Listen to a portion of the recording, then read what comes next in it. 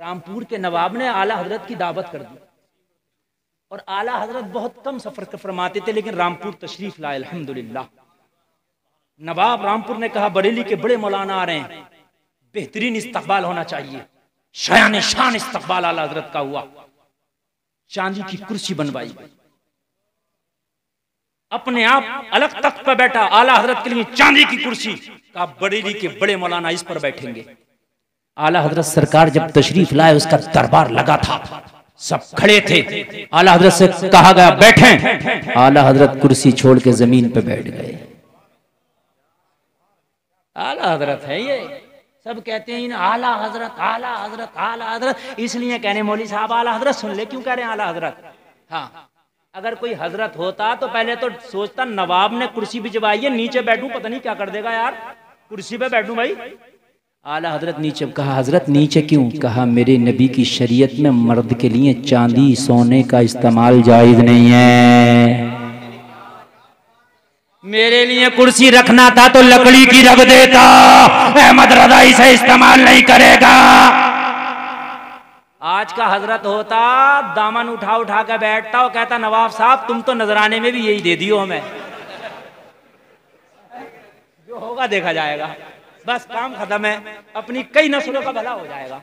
हाँ सही बता रहे हैं, लेकिन ये आला हजरत हैं। कहा नवाब साहब तुम्हारी नवाबी अपनी जगह, अहमद रजा का शरीयत पे अमल अपनी जगह। हर तरह बोलो ना सुभान अल्लाह, और जोर से बोलो सुभान अल्लाह। खाली आला हजरत मत किया करो, उनके मिशन पे भी अमल किया करो। बहुत से लोग हैं बुरा काम हो रहा महल्ले में, गांव में, खानदान में, बुराई नहीं लेना चाह रहा, मेरे वोट कट जाएंगे। अरे वोट कटे यार, हैं यार, हक बात बोला करो। मौलवी बुराई ले, हजरत शराब के खिलाफ तकरीर कर दियो, हजरत तो शराब के खिलाफ तकरीर कर देगा, तू शराबी घर खाना क्यों खा रहा है जाके, है कि नहीं।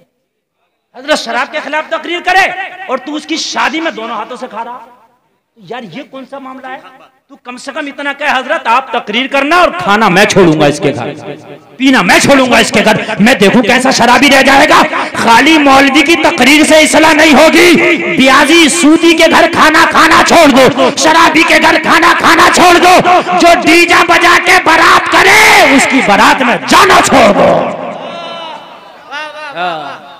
मैं देखूं कैसे डीजा बज जाएगा। सुबह को अब्बा और बेटा दोनों ही बैठे होंगे बारात में, टुक टुक दीदम दम न कशीदम। हाँ? मैं देखूं कैसे दूसरे बेटे को उसमें बारात में ले जाएगा नचा करके। अब मौली साहब कर ले, मौली साहब की तो खुद अंडे हुए की जड़े बेचारे की, ये मुखालफत करेगा शराबी की, शराबी हो गया इसके खिलाफ, इन्हें नमाज पढ़ना ही छोड़ दी। अब फिर मोहल्ले के लोग पता क्या करें, हजरत तुम्हें भी क्या जरूरत पड़ी थी शराब के खिलाफ बोलने की, ले लो कर लो, क्या करोगे। हाँ तुमने खाली मुड़ी तफरका पैदा कर दिया हजरत हमारे गांव में।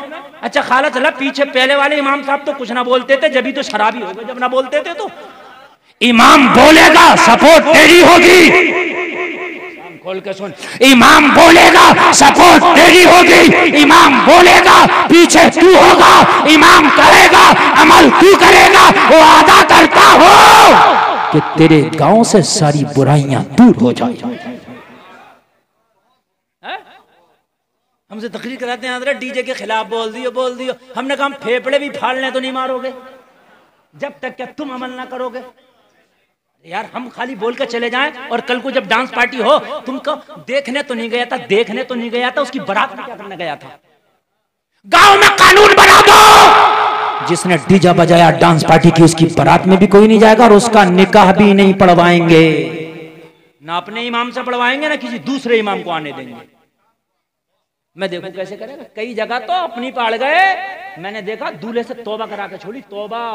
कई क्लिपें मैंने देखी हैं इस तरह की कि मैं अब नहीं करूंगा, मुझसे खता हो गई, माफ कर दें इमाम साहब, मगर निकाह पढ़ा दें। इसलिए कि ये जो 10-15 लाख रुपए खर्च करके गया, जब तक निकाह के 2 बोल ना पड़े जाना किसी काम के नहीं है।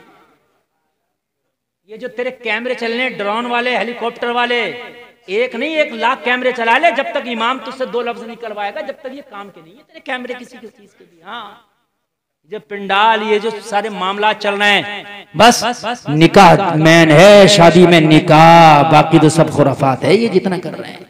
हाँ मेरे भाई, अगर बस्ती में कोई हराम काम हो रहा है तुम्हारी जिम्मेदारी है रोको। ये ईमान की अलामत है, ईमान की अलामत है। रोको, खड़े हो जाओ, उलमा को साथ में मिलाओ और खड़े होने के बाद में रोकने की कोशिश करो। इंशाअल्लाह ये बुराइयां रुक जाएंगी। सही बता रहा। एक जगह मेरे गांव में डांस पार्टी हो रही भाई, और मैं खाना खा रहा। अब भाई हमसे तो रहा नहीं गया, जब वो ज्यादा ही आए तो भाई मैंने जाकर के वहां उनको डांटना शुरू कर दिया, उनके ओलम कॉलम डिब्बे उब्बे फेंकना शुरू कर दिए। एक हाजी जी लड़ पड़ा मुझसे। हाँ, ये बाद हाजी भी मरा फिर रहा है, ये सोच रहा अपने आप को कि हज मैंने क्या कर लिया, जन्नत तो मेरे अब्बा की हो गई। सही बता रहा हूं मैं। हज करके आने के बाद भी ताश के पत्ते नहीं छूट रहे हैं हाजी के। झूठ इतना ही बोल रहा है जितना बोल के गया था। एक हाजी तो हज को जा रहा है, उससे एक आदमी रोक के कह रहा है कि मेरी जमीन हाजी तुमने 1 बीघा मान ली है, वो दे जाओ। तो कह रहा है दुआ करो वापसी आके दूंगा, दुआ करो वापसी आके दूंगा। मरा नहीं तू वहां जाके, वापसी आके देगा। अरे तू हज क्या करने के लिए जा रहा? हराम कमा के, हलाल कमा। हर साल उम्रा ना कर, जिंदगी में एक उम्रा कर, मगर हलाल के पैसे से कर, अल्लाह की बारगाह में कबूल हो जाएगा। पड़ोसी का दबाए पड़ा, भाइयों का माल नहीं दे रहा, बहनों का हक मारे पड़ा, हर साल उम्रा कर रहा, बड़ी शान ऊंची कर रहा, मैदान महशर में ये उम्रा तेरे मुंह पे मार दिया जाएगा। भाइयों हक अदा करो, उसके बाद उम्रा करो, उसके बाद हज करो, तुम्हारा उम्रा भी कबूल होगा, तुम्हारा हज भी कबूल होगा। बोलो ना सुभान अल्लाह। उशर निकालना रहा, इमाम साहब से कह रहा हजरत दुआ कर दियो बरकत की। पूरी मस्जिद के इमाम बिठा ले लाके अगर दुआ हो जाए तो। यार उशर तूने निकाला नहीं है, ज़कात निकाली नहीं है, मौलवी की दुआ कहाँ काम करेगी? मेरे भाई बात नहीं आ रही क्या समझ में तुम्हारे? डॉक्टर कह रहा शुगर की दवा ले जाओ मगर मीठा ना खाना, और तू 4 दिन हफ्ते में 7 दिन मीठा खा रहा, फिर कह रहा डॉक्टर साहब फायदा नहीं कर रही है। कहां से करेगी? परहेज तो कर। मौलवी साहब दुआ कर दो, दुआ कर दो। दुआ तो कर दें हजरत, मगर ज़कात निकाले हो कि नहीं निकाले हो? कहीं हक तो नहीं मार रहे हो? कहीं पड़ोसी की का गन्ना तोड़ के तो नहीं खा रहे हो? कहीं किसी की खेत की हरी मिर्चें तो नहीं ला रहे हो? दूसरे के धान झड़े पड़े, अपने पूले बांधने गया तो इसके खेत में से 2 पूले उठा के अपने बांधना शुरू कर दिए। हाँ, जूना उसका है। अरे भाई ये नाजायज है, जब तक इजाजत नहीं लेगा जायज नहीं है। गौसे आजम की 11वीं मनाता, गौसे आजम को भी समझ ले, उनके अब्बा जी ने एक सेब खा लिया था बहता हुआ, जब तक माफी ना करा ली जब तक माने नहीं। ये है गौसे आजम। दुआ करते हो या अल्लाह मोहम्मद बिन कासिम पैदा हो जाए, या अल्लाह कोई मूसा बिन नसीर दे दे, या अल्लाह कोई खालिद बिन वलीद दे दे। मेरे भाइयों कान खोल के सुन लो, मोहम्मद बिन कासिम होने के लिए पाक को का होना जरूरी है। जब बाल खोल के बाजारों में बेपर्दा हमारी बेटियां घूमेंगी तो उनकी कोख से मोहम्मद बिन कासिम थोड़ी पैदा हुआ, कोई नचकैया पैदा होगा। मेरे भाई बात हंसने की नहीं समझने की है। खुदा की कसम, अगर जैसी जमीन होगी वैसी खेती होगी। समझ रहे हैं कि नहीं समझ रहे हैं आप?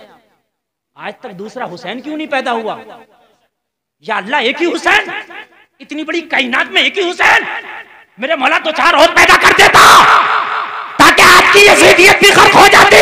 जवाब मिला गुलफाम, हुसैन पैदा होने के लिए फातिमा की कोख का होना जरूरी है, कोई दूसरी फातिमा नहीं, इसलिए दूसरा हुसैन नहीं।